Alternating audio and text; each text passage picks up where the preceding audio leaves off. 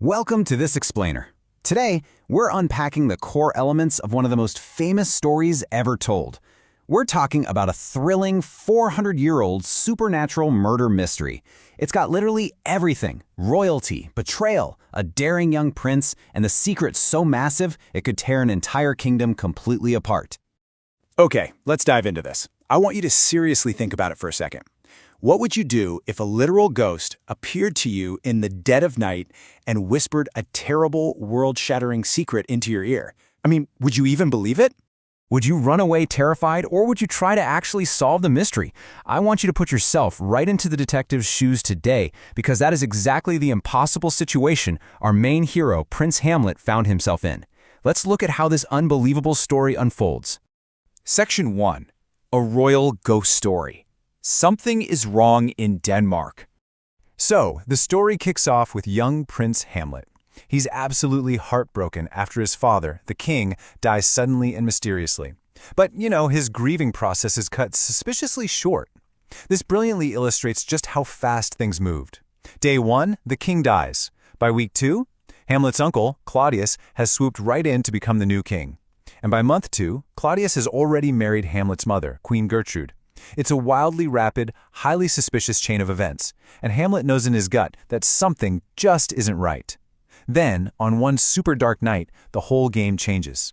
A spirit appears out of nowhere in the darkness, and it looks exactly like the dead king. It speaks to the young prince, saying, "Hamlet, I am your father." Just imagine the absolute shock. Hamlet is staring at what looks like his beloved, deceased dad. But the ghost isn't just dropping by to say hello. It brings a completely shocking accusation.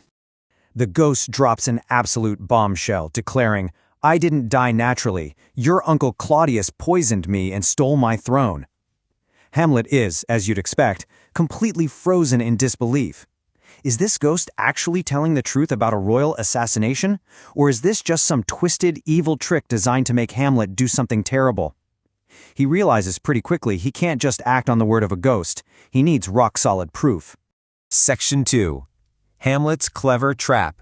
Catching a guilty king. So, Hamlet completely shifts gears here. He transforms from a grieving son right into a cunning detective. He needs hard evidence, right? So he comes up with this brilliant psychological trap. Step 1, he invites some traveling actors to perform a play, specifically asking them to act out a scene where a king is poisoned. Step 2, they perform this exact poisoning right in front of the entire royal court. And Step 3, Hamlet carefully watches King Claudius's face. The logic is simple. If Claudius is innocent, he'll just sit and watch. But if he's guilty, seeing his own crime acted out on stage is definitely going to cause a huge reaction.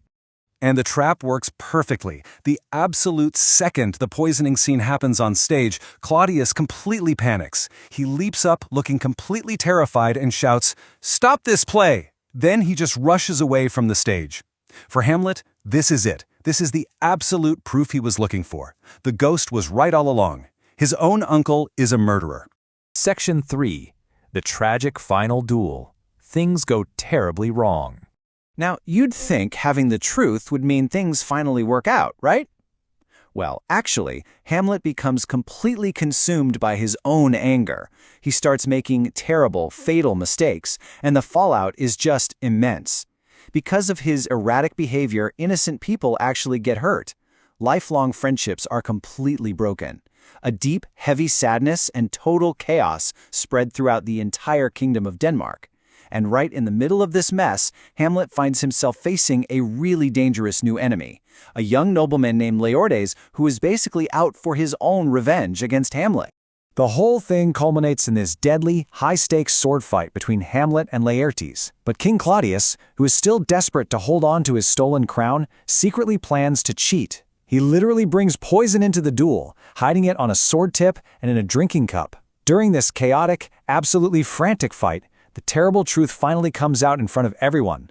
The king's evil plan is fully exposed and justice is served. But man, the cost is immense. So many people lose their lives in this final room, including Prince Hamlet himself. Section 4. Important life lessons. Wisdom from 400 years ago. What's really interesting about this slide is how these ancient lessons apply directly to our lives today. Even though this story was written over 4 centuries ago, it definitely isn't just dusty history. It contains incredibly sharp insights that apply directly to us right now. So the crucial point is, always look for the truth. Just like Hamlet didn't blindly believe the ghost without getting proof.